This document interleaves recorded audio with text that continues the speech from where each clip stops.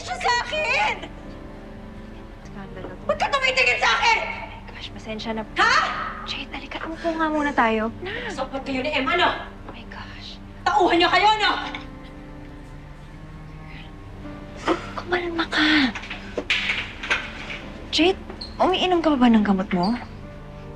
Hindi ko rin nakikita si Emma simula nung ininom ko yung gamot ko, pero kanina... Si Emma! Ayan siya! Ayan siya! Nakatingin siya sa akin! Wala ka bang nanay at lola, ha?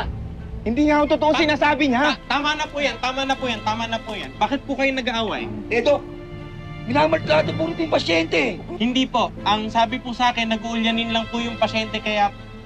Nasaan yung pasyente? Nasaan po yung pasyente? Teka, nawala na tuloy yung pakilomero kasi kayo eh. Hindi, sige po, papahanap po natin. Pahanap na lang po kayo. Bakit kayo nakatingin sa akin, ha? Inutusan kayo ni Emma na sundan ako, no? Sinabi na sa inyo na nandito ako, no? No! Ano kailangan niyo sa akin? Lumayo ka! Uy! Ang ingay-ingay mo! May bata may sakit dito, nakakabulao ka!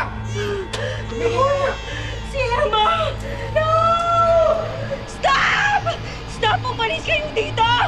No! No!